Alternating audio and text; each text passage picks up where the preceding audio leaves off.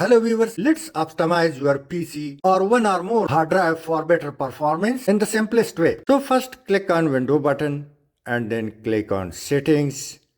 Now come to System and come down, click Storage. If it appear, click Yes, and now click on Advanced Storage Settings. Open this, and when it open, drive optimization. Open it. Now highlight the drive and click optimize. It will take a little time.